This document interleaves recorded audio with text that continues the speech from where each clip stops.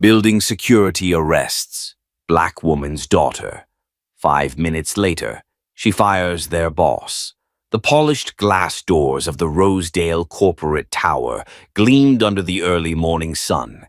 Inside the pristine marble lobby, the scent of citrus cleaner still lingered in the air as a few sharply dressed employees filtered in, heels clicking and briefcases swinging. Just before 8 o'clock a.m., everything about the high-rise pulsed with routine professionalism until it didn't. "Stop right there!" The sudden bark from a uniformed security officer echoed off the walls. Heads turned. A young girl, no more than 16, froze just steps from the elevator bank. Her name was Naomi Taylor, a smart, quietly confident black teenager with shoulder-length curly hair, a navy blue backpack slung over her shoulder, and a visitor badge clearly visible on her hoodie. She looked startled, understandably so, at the aggression in the man's voice. The guard, Officer Rick Danner, was in his early 50s, heavy-set with thinning blonde hair tucked under his navy cap. He walked toward her with unnecessary speed, hand already on his belt radio. "You can't be in here unsupervised." "Where's your parent? Do you even have an appointment?" Naomi swallowed hard. "My mom works here. I'm just going up to meet her." Danner scoffed. "Sure you are. That's what they all say. Hand over your ID." "She left a pass at the front desk. The receptionist gave me this badge already." "I said ID. Now." The badge trembled slightly as Naomi reached for her wallet. A second guard, younger but equally stern, flanked Danner. By now, a few early birds waiting for the elevators were watching. Two women whispered. A man in a charcoal suit subtly pulled out his phone. Danner glanced at the name on Naomi's visitor badge, Naomi Taylor, and smirked. "Taylor? You think that means anything to me?" Naomi's eyes darted toward the receptionist, a nervous young woman who suddenly found deep interest in her keyboard. "I'm not causing trouble. I'm just here for—" But she didn't get to finish. With a swift motion, Danner grabbed her wrist, pulling her away from the elevators. "You're being detained for trespassing. Hands behind your back." "What?" she cried out, panic rising. "This is a mistake. Call my mom. She's literally upstairs." "I don't take orders from loiterers." As he reached for his zip ties, a stern voice cut through the lobby like a gunshot. "Let her go." Everyone froze. Striding through the glass doors with measured fury was Angela Taylor, late 30s, elegant and commanding in a tailored black suit and stiletto heels. Her natural hair was braided into a tight bun, and a Department of Justice badge gleamed on her hip. Behind her marched two men and one woman in tactical jackets, all clearly federal agents. Angela didn't break stride. "Officer Danner, you have 5 seconds to remove your hands from my daughter," she said, voice cool but deadly, "or I will have you restrained in front of this entire building." Danner's hand hovered in the air, eyes flicking from Angela's badge to the approaching agents. Wait, she was trespassing. No ID. I didn't know." "Her ID was with your front desk. You violated internal building protocol, my daughter's civil rights, and my patient's." Angela stepped closer until they were eye to eye. "And you did it with a smugness that suggests this isn't your first time profiling someone who looks like her." The air in the lobby went heavy. The younger guard stepped back, face paling. Angela turned to Naomi, gently placing a hand on her shoulder. "You okay, baby?" Naomi nodded slowly, lips trembling but steady. "I told him who you were. He didn't care." Angela didn't look at Danner. Not yet. Instead, she spoke into a radio on her hip. "Unit B, proceed to lobby." Within moments, 6 more agents in navy windbreakers entered through the service hallway, armed with clipboards and body cams. A man in a gray suit appeared next, eyes wide, badge visible, internal affairs. "What's going on?" he asked. Angela's voice dropped, calm and unshakable. Effective immediately, I'm exercising my authority as DOJ Senior Liaison for Federal Property Security Oversight. That includes this building and all private contractors employed within it. She turned to the Internal Affairs Officer. Mr. Bell, please detain Officer Danner for excessive force and racial profiling. I want the security tapes pulled, and I want his supervisor brought down here in the next 5 minutes. You can't do this, Danner stammered, now trembling as one of the federal agents pulled out zip ties, ironically the very same ones he had nearly used on Naomi. Angela finally turned to him. Oh, I can, because I am your boss's boss, and right now I'm starting an investigation that might cost you a whole lot more than your job. A silence hung thick in the air as Danner was cuffed, read his rights, and led out through the same lobby he had once policed with swagger. The same crowd that had earlier watched Naomi with suspicion now stared in stunned silence, guilt written across their faces. Angela straightened her jacket, turned to the crowd, and addressed them with razor-sharp clarity. You all saw what just happened. I want you to ask yourselves why no one spoke up when a child was being handled like a criminal. That question? You'll carry it with you longer than he carries those cuffs. She then guided Naomi gently to the elevators, the agents following like a silent procession. As the doors closed, Naomi looked up at her mother, voice barely above a whisper. You didn't have to come like that. Angela smiled softly. Yes, I did. Because you deserve to walk into any building in America without fear. And I'll show the world that every time I have to. The elevator dinged. They rose. Upstairs, a trembling HR manager was about to get the worst morning of his life.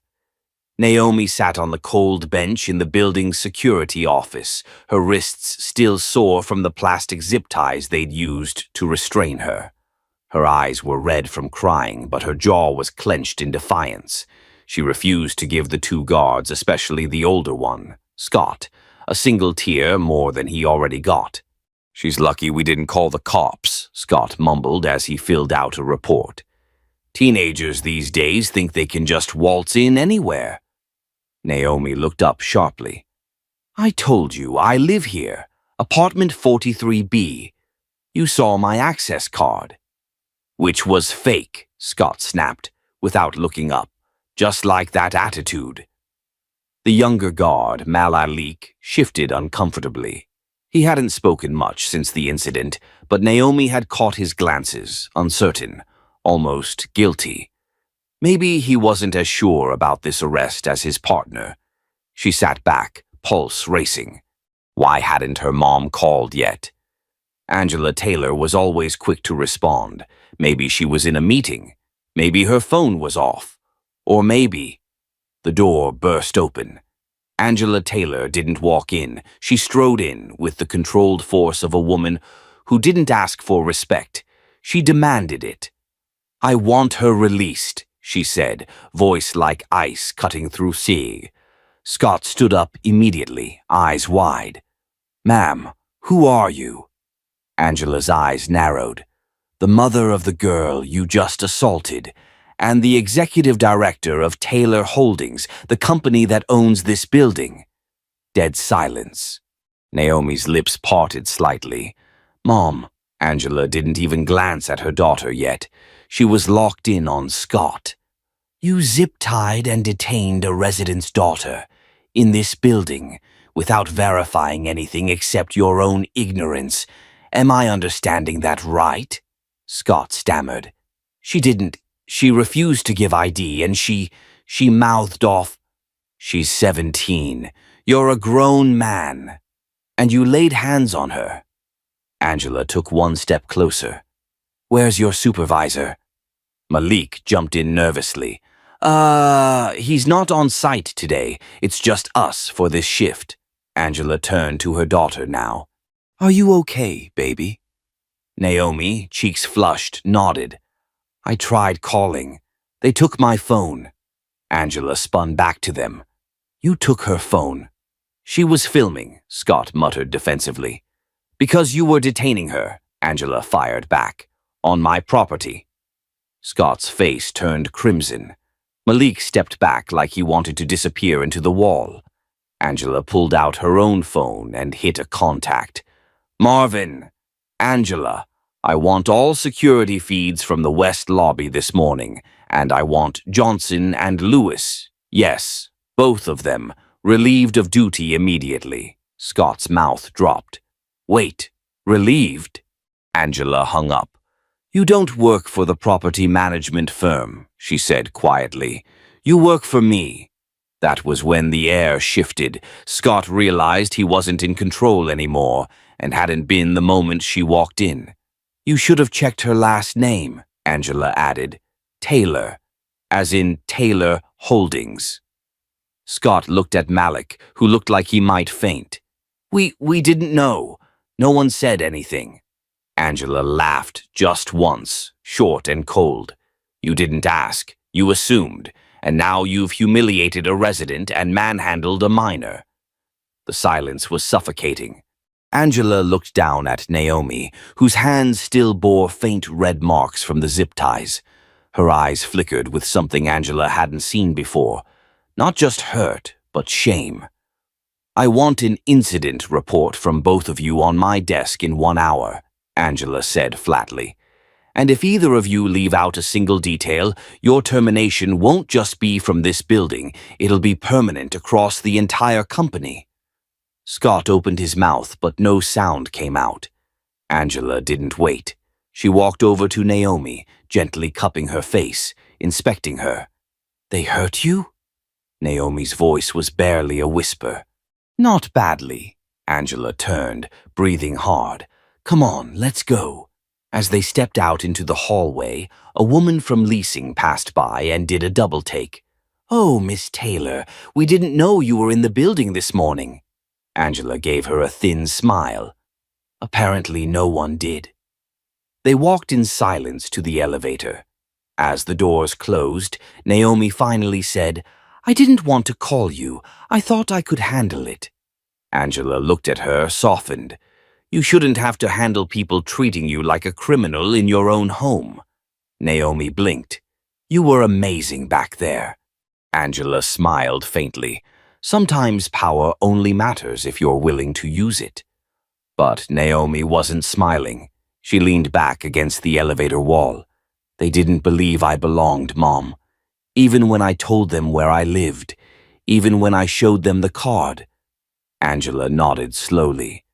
That's the part they won't put in the report. But I will. Naomi glanced at her. What do you mean?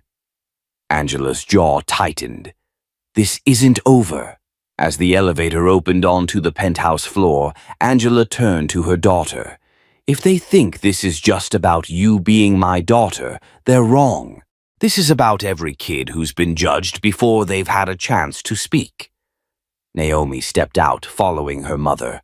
Her heart was still bruised, but something stronger was building underneath it, and neither of them noticed Malik watching from the security monitor, his expression unreadable, except for the fear in his eyes. He knew exactly what was coming. And it wasn't just a suspension. It was a reckoning. Angela Taylor stood frozen for a moment as the elevator doors slid shut behind her. She had never in her life moved so fast. Her heels echoed through the marble lobby like warning shots, sharp and unrelenting, as she marched straight toward the front desk. The entire building seemed to quiet, as her presence radiated authority and fury. Behind the desk, Malik Carter was mid-conversation with someone on the radio, but when he saw Angela approaching like a storm front, he froze. The younger officer's eyes darted to the security monitor, then back to her. Panic flickered on his face. Where is she? Angela demanded, her voice cool but vibrating with rage. Malik swallowed hard. Ma'am, Ms. Taylor, I didn't know. I asked you a question. She's in the back security office, Malik replied, voice cracking. They brought her in for questioning. Angela didn't wait for another word. She stormed past the reception desk toward the narrow hallway marked Authorized Personnel Only, swiping her executive clearance badge without hesitation. The door clicked open. Inside, Naomi sat in a cold metal chair, her wrists still red from the cuffs that had been removed minutes earlier. Her arms were crossed and her face was blank, but her eyes burned. Across from her stood Scott Matthews, arms folded, smugness still lingering in the curl of his lip. Scott turned when he heard the door slam open. "Ma'am, this is a restricted—" "Get away from my daughter," Angela said, low and sharp. Scott's confidence faltered for a brief second. "Ms. Taylor, I apologize, but there was a security concern and we followed standard procedure. Your daughter refused to provide ID." "She's 17, Scott," Angela snapped, "and you had her detained like a criminal. She told you she was waiting for me. I have her visitor credentials on file for this morning. Did you even check?" Scott opened his mouth, but Malik's voice suddenly rang from the doorway behind her. "No, ma'am, he didn't. He told me to skip the system and just take her in." Angela turned to Malik. The young man looked mortified. "Are you confirming that?" she asked. "Yes, ma'am," he said quietly. "She told him her name, said she was here to see you. He told me not to run her name and to call backup." Angela stared at Scott. "Do you know what you've just done?" Scott straightened. "I was following my instincts. You can't be too careful these days." Angela took a step closer. "Instincts? You mean your bias?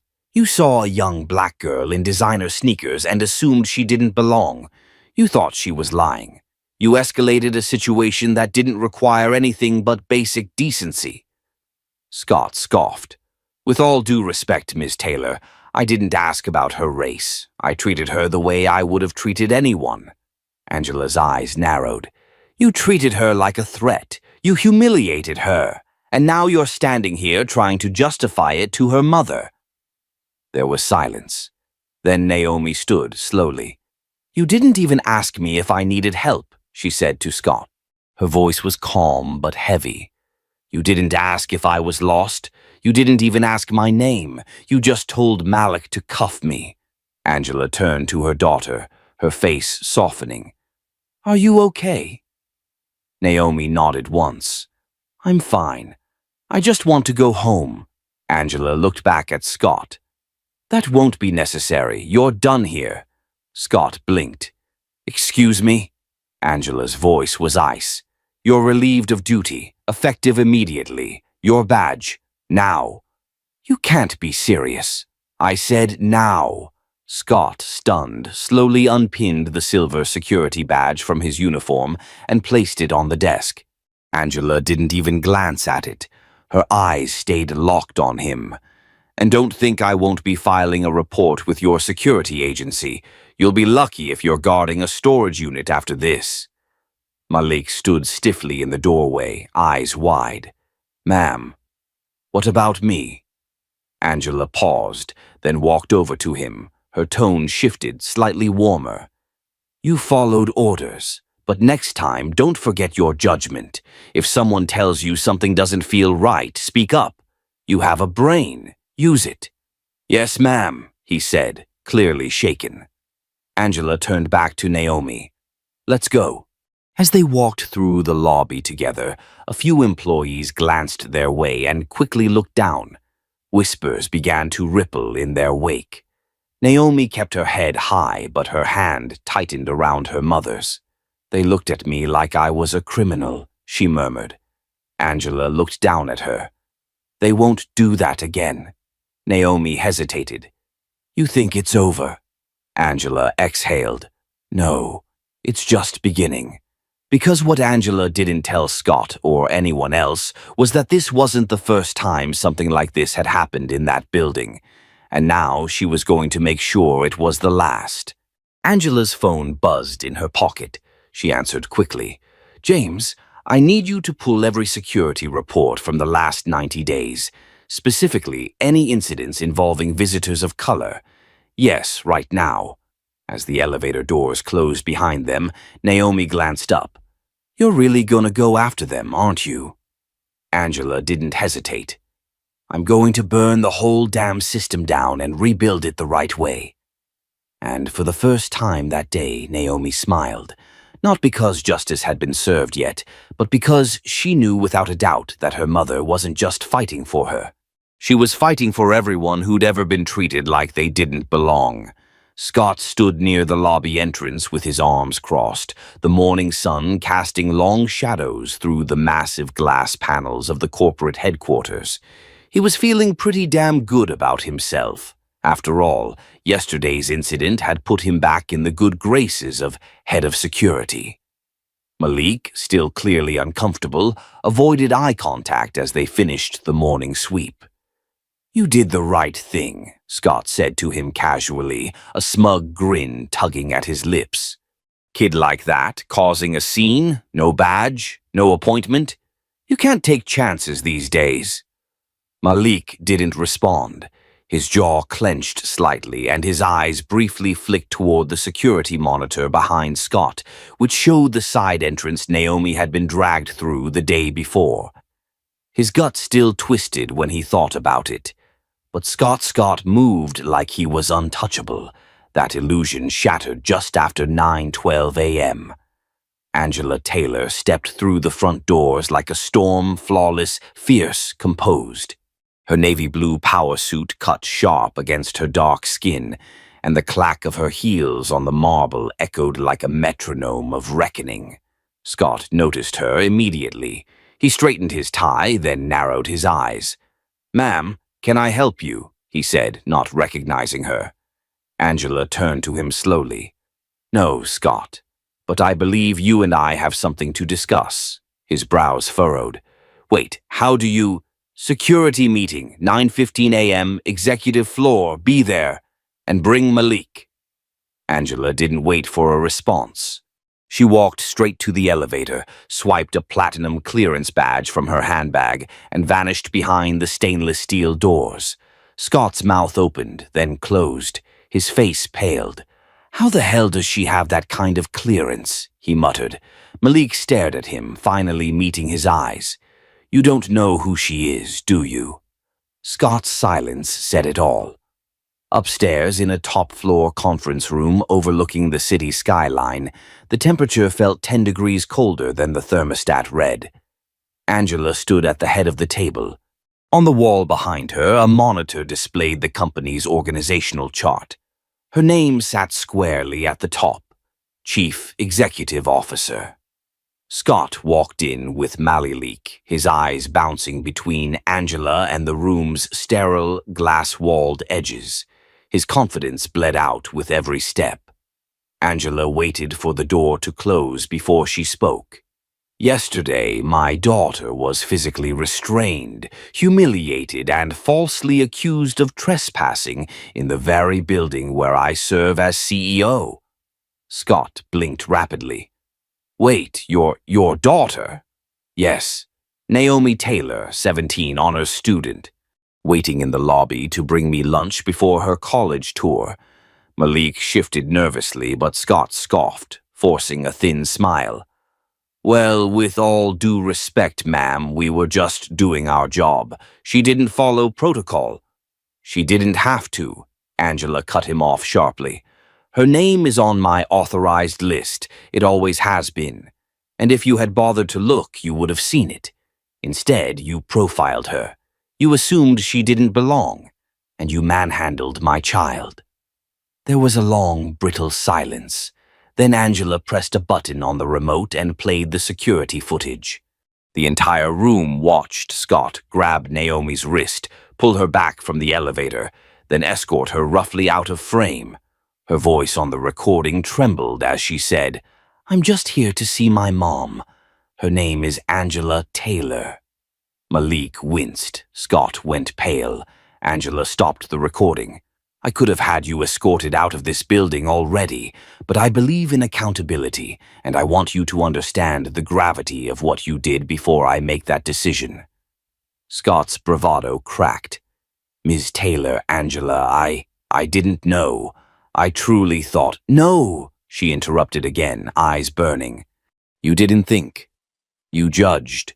Based on her skin, her age, and her confidence. That is not security. That is prejudice." He stood in silence, his eyes darting for an escape that didn't exist. Angela turned to Malik.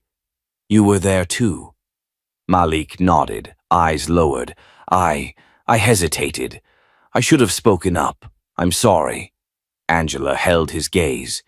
"You still have a choice. What you do next matters. This company has no room for silence in the face of injustice."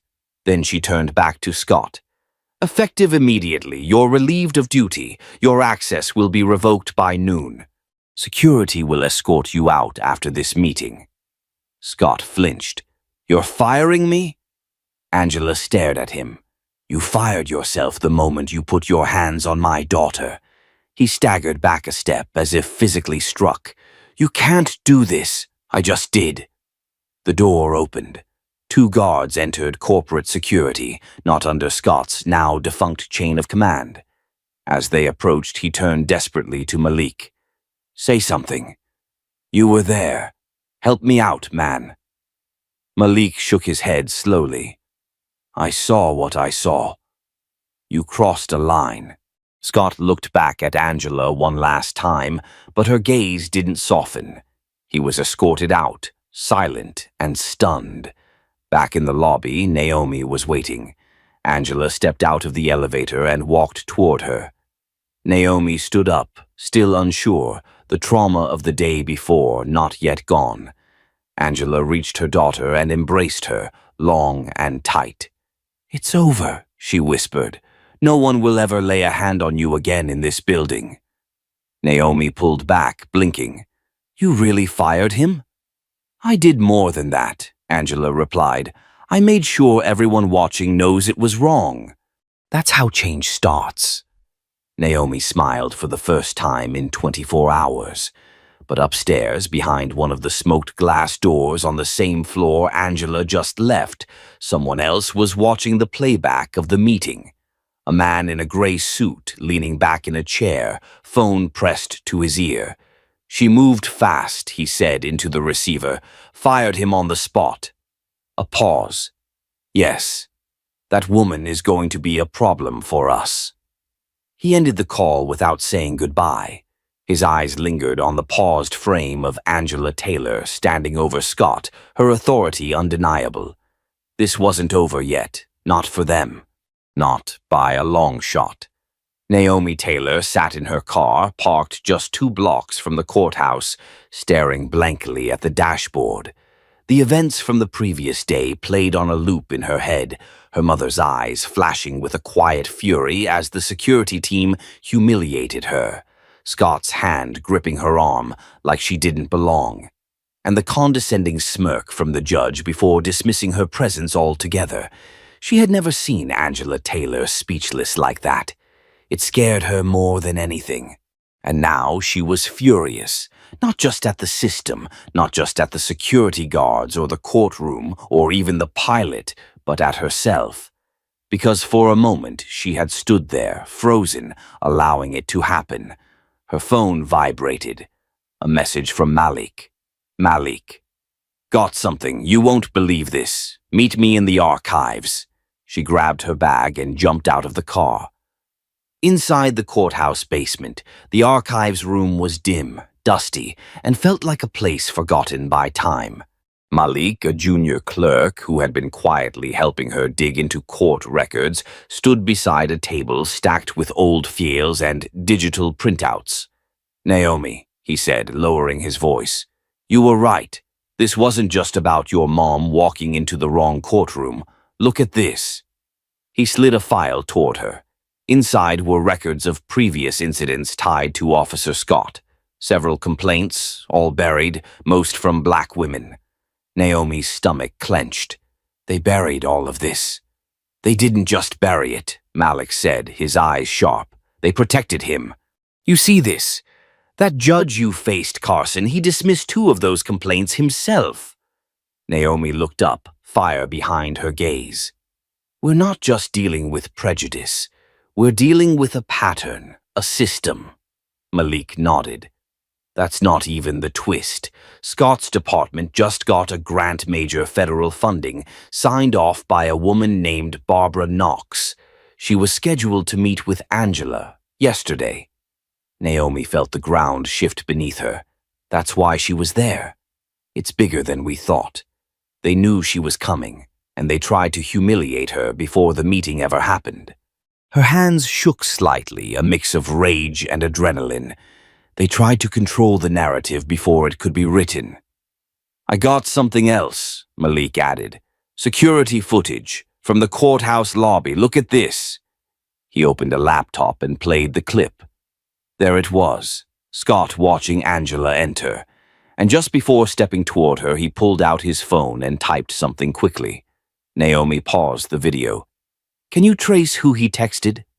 Malik smirked. "Already did. Same number used to contact 2 reporters at a local paper. They printed a story this morning, one claiming Angela caused a disturbance at the courthouse." Her chest tightened. "They're trying to discredit her." All coordinated. From inside, she leaned against the table, breathing slowly.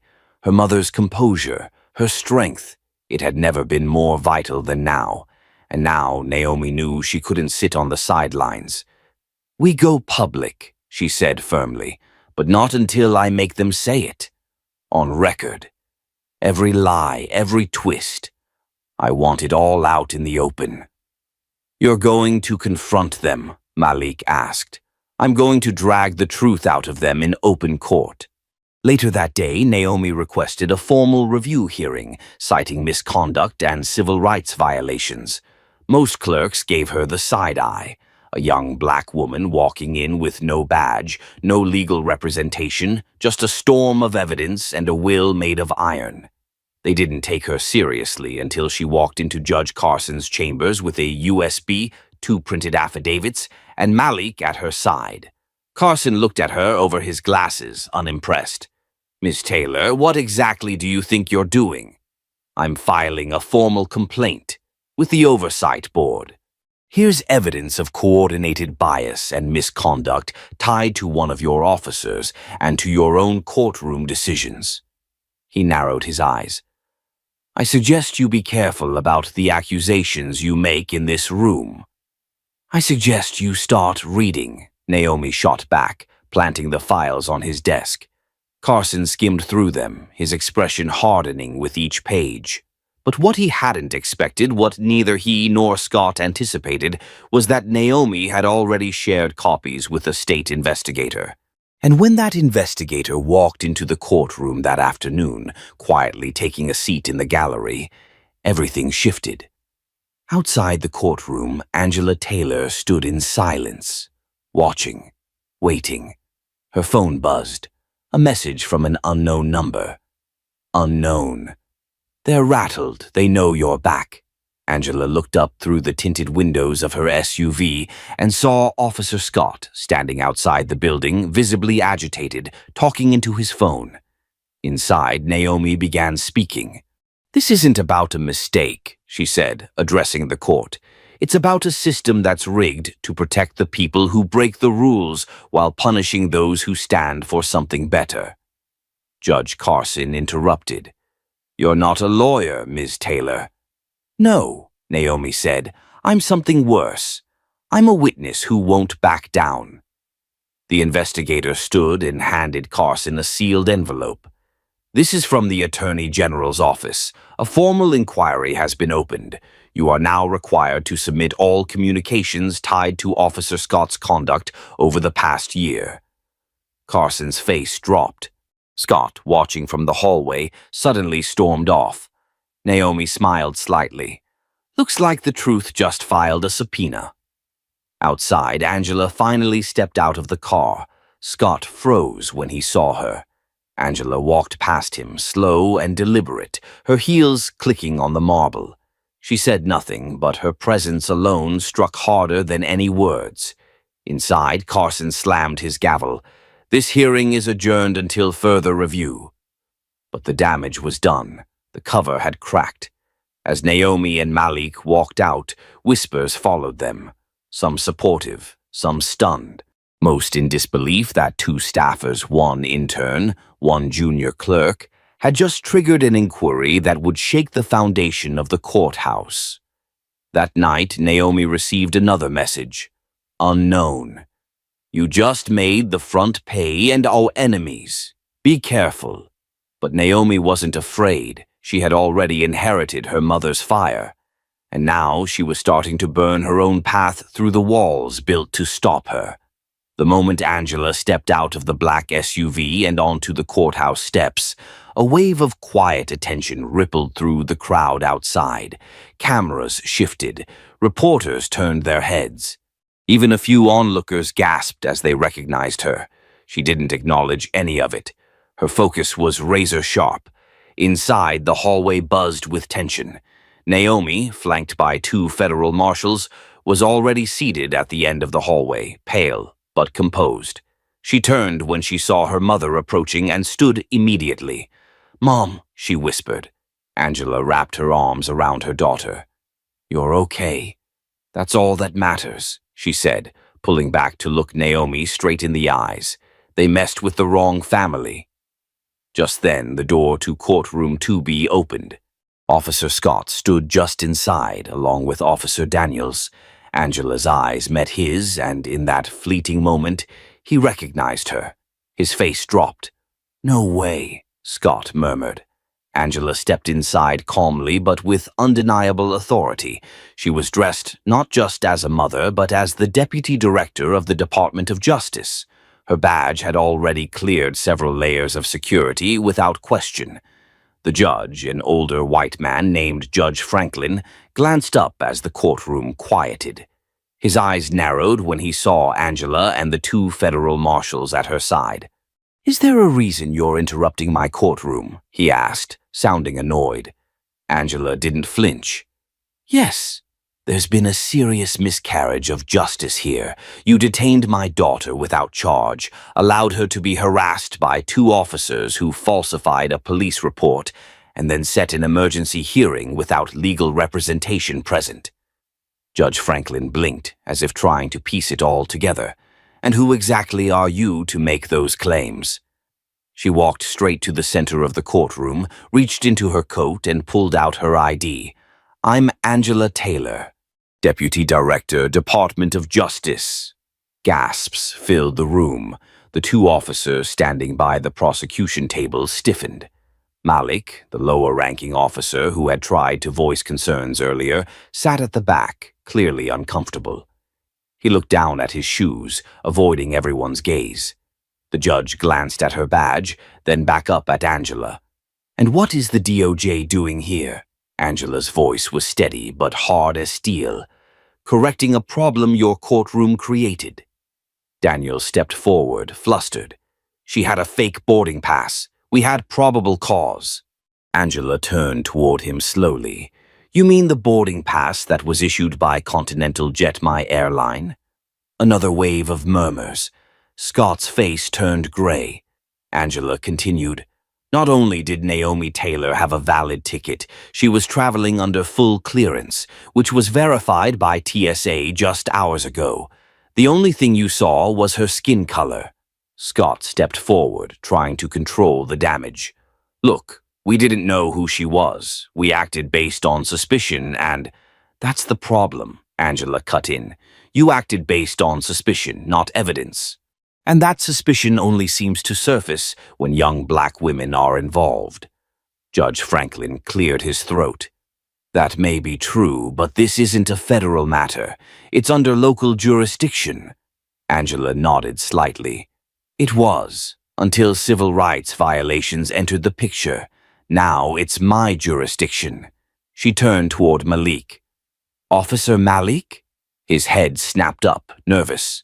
"Would you care to explain what really happened?" Malik hesitated. Scott gave him a subtle but stern glance. But Malik had seen enough. This was bigger than his loyalty to 2 reckless cops. "She didn't do anything," Malik said, rising to his feet. "Naomi complied with everything. Scott and Daniels overstepped. She kept asking to call her parent, and they refused. I told them we should double-check the information, but they ignored me." Angela turned to the judge. "You've now heard testimony from an eyewitness officer contradicting your entire case." I'd like the charges dropped immediately and an investigation opened into the conduct of Officers Scott and Daniels. The judge looked as though he was trying to find a way out. There are no formal charges filed. She was being held pending verification of identity. Angela's voice turned ice cold. Held without charge, without counsel, and without access to her guardian, me. That's unlawful detention of a minor. There was a beat of silence. Ms. Taylor, Judge Franklin finally said, your points are valid. The court will dismiss the matter entirely, and the record will reflect no wrongdoing on Naomi Taylor's part. Angela nodded once. That's a start. She turned to Naomi and walked over, wrapping her arm around her. Let's go. As they reached the exit, Scott called out, Ma'am, we didn't mean... Angela stopped at the door and turned slowly. Her eyes met his. Intent doesn't erase the harm, and it sure as hell won't protect your badge. They walked out into the corridor where the press had already begun to gather. A few flashes lit up the hallway, but Angela didn't stop. She kept her arm around her daughter, moving forward. As they reached the stairwell, Naomi looked up at her. Do you think they'll be held accountable? Angela paused, then said, They will, but more importantly, so will the system that let them think they'd get away with it. Naomi exhaled slowly. I didn't know you'd come like that. You just showed up and shut it all down. Angela gave her a small smile. You're my daughter. I'd burn down the whole building if I had to. Outside, the air was crisp. Angela guided Naomi to the car, where 2 DOJ agents opened the door. But just as she was about to step in, Angela's phone rang. She checked the caller ID. It was the Attorney General. She picked up. Yes. A pause, then a sharp voice on the other end. Angela, there's been chatter. The officers weren't acting alone. We're pulling some files. You might be in the middle of something much bigger. Angela's jaw tightened. She glanced at Naomi, now seated inside. Then we dig, Angela said, because they came for my daughter, and I'm not stopping until we know why. She hung up, closed the door, and looked back at the courthouse. The real fight had just begun. Angela sat silently in the back of the black SUV as it pulled into the underground parking structure of the courthouse. Her fingers tapped lightly against the leather armrest, betraying a storm of emotion beneath her calm exterior. Today wasn't just about clearing her daughter's name. It was about exposing a system that allowed people like Officer Barrett to wield unchecked power.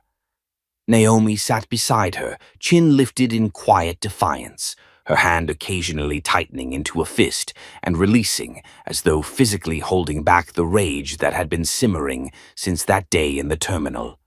I'm proud of you, Angela whispered, glancing at her daughter. Naomi met her eyes. We're not done yet, are we? Not even close. They stepped out into a blinding wave of flashing cameras and shouted questions. Miss Taylor, is it true the officer falsified the report? Naomi, how do you respond to the charges of trespassing? Angela didn't flinch. She placed a firm hand on Naomi's back and guided her through the crowd, flanked by Scott and Malik.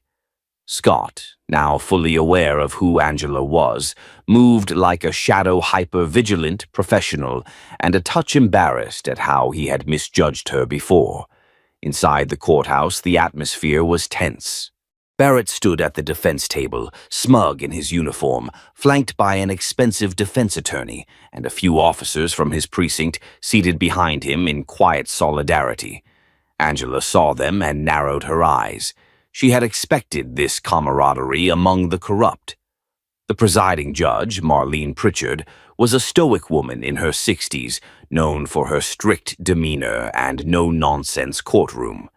Angela respected her, but also knew that public perception, especially under media pressure, could either be a catalyst for justice or a shield for cowardice. Angela rose, her presence commanding. Your Honor, before we proceed, I respectfully request that this courtroom allow a new piece of evidence to be entered into the record, one that has come to light only within the last 48 hours. The judge raised an eyebrow. Proceed. Angela nodded to Malik, who stood and approached the court clerk with a flash drive. This footage was recovered from the airport's internal security archives. Strangely, it was originally marked as corrupted until my tech team reviewed the metadata. What you're about to see not only confirms Naomi Taylor's innocence, but exposes a pattern of misconduct that dates back at least 6 months. The screen lit up. A grainy but clear video showed Barrett confronting Naomi in the lounge. His body language was aggressive from the start. He didn't ask for ID. He demanded it. And then, before she could even fully respond, he handcuffed her roughly. The gasps from the courtroom were immediate. The footage then cut to a sequence of other incidents, quickly edited. A young Latino boy being shoved without cause, a Muslim woman being dragged away while pleading, all encounters involving Barrett. Angela turned toward the gallery. These were not isolated incidents. Officer Barrett has been using his badge as a license for racial profiling and intimidation. Barrett's attorney shot up. Your Honor, we object to this character assassination. These videos are taken out of context. The judge silenced him with a single glare. You will remain seated unless you have a legal basis to challenge the admissibility. So far, I see none. Angela didn't stop there. She pulled out a thick manila folder. This is a series of internal complaints made against Officer Barrett, each one mysteriously dismissed or marked as inconclusive. Included in the list is an anonymous report from an officer within his own department. That officer is now prepared to testify. A figure rose from the back of the courtroom. It was Officer James McMillan Young, nervous but clearly determined. McMillan approached the stand, hands slightly trembling. Please state your name and occupation for the record, Angela said. Officer James McMillan, Los Angeles Police Department. Tell us what you witnessed. He looked directly at Barrett, then back at Angela. I've seen him falsify reports, exaggerate claims, and target passengers of color while ignoring actual violations from others. I tried to report it. My supervisors told me to keep quiet, said Barrett had friends in high places. The room fell into a hush. Judge Pritchard leaned forward. Mr. McMillan, are you prepared to sign an affidavit under oath confirming your statements? Yes, Your Honor, Barrett finally exploded. This is a witch hunt. They're trying to smear me. Angela didn't flinch. You smeared yourself, Officer Barrett. All we did was pull back the curtain. The judge banged her gavel. That's enough. Given this new evidence and sworn testimony, I'm moving to suspend proceedings until the Internal Affairs Unit completes their full investigation. Furthermore, I am ordering Officer Barrett to surrender his badge and firearm immediately. Barrett turned pale. His attorney tried to argue, but the damage was done. A bailiff approached and reached for Barrett's sidearm. Barrett recoiled. You can't do this. I've been on the force 12 years. And that's 12 years too long if this is how you operate, Judge Pritchard said coldly. As Barrett was escorted out, Scott leaned toward Angela. I knew you were powerful, but I didn't realize you were this relentless.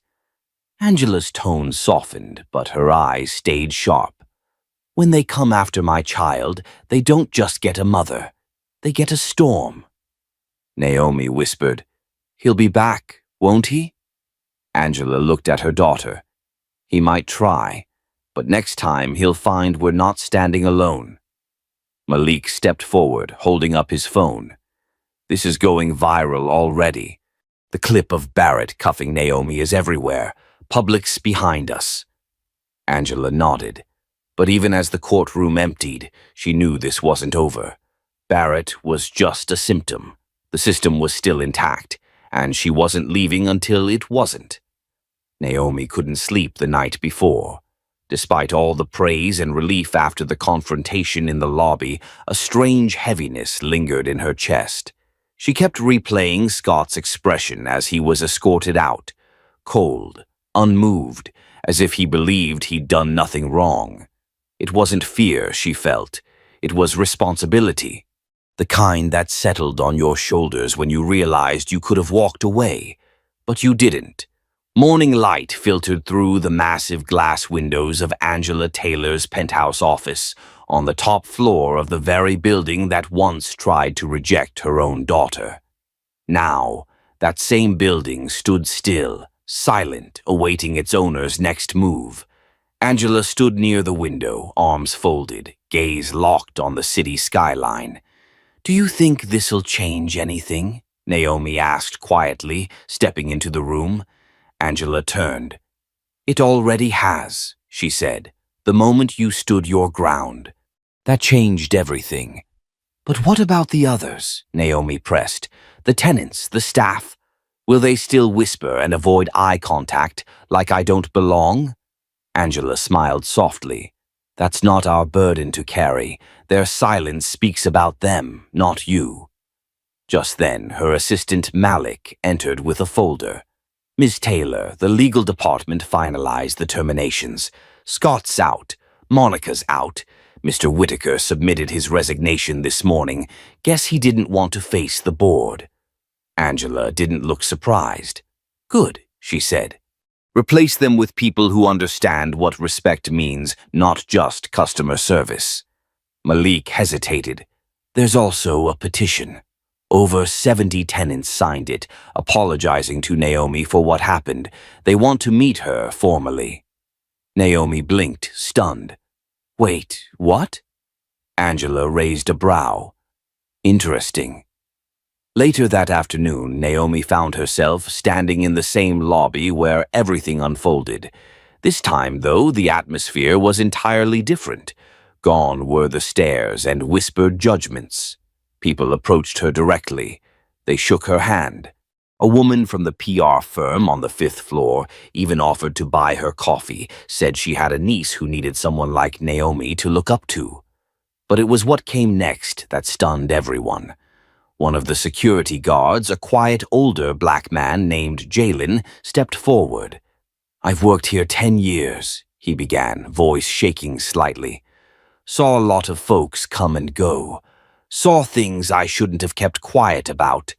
But what you did, young lady, you made it okay for the rest of us to stop being invisible." His words cracked something open in Naomi. For the first time, she didn't feel like she was just reacting to the world. She was shaping it. Angela put a hand on her daughter's shoulder. "I built this building because I believed in legacy. But today you reminded me legacy isn't just what we leave behind. It's what we confront while we're here." Naomi looked around. No cameras, no headlines. Just real people watching her, not as someone who needed to prove her worth, but as someone who had. Outside, reporters had gathered. News of the building's shakeup had spread fast, especially after it was revealed that Angela had quietly donated funds to civil rights organizations that morning and initiated an internal review on all management across her properties. One reporter managed to slip past security and shouted, "Ms. Taylor, what would you say to those who think this was just about one employee making a bad judgment call?" Angela didn't miss a beat. "I'd say racism rarely wears a name tag," she replied. "And when you excuse one person's prejudice, you open the door for a system to grow around it. Not on my watch."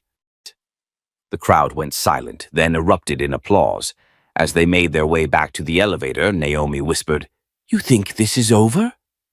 Angela smiled. "Oh, sweetheart, this isn't the end. This is where we start." And just as the elevator doors closed, Naomi glanced back at the lobby, remembering how she once stood here questioned, humiliated, diminished. But not anymore. Now she stood as a symbol of resistance, of dignity, of change. And she wasn't done. This story isn't just about a building. It's about every space where someone's told they don't belong because of their skin, their age, their name, or their background. Angela and Naomi reminded us that when we stand up, not just for ourselves but for each other, we build something far more powerful than steel and concrete. We build a better world. If this story moved you, share it. Speak up when it counts. And don't forget to follow this channel for more stories that challenge injustice and celebrate courage. You never know who needs to hear this today. Are you ready to be someone's Angela?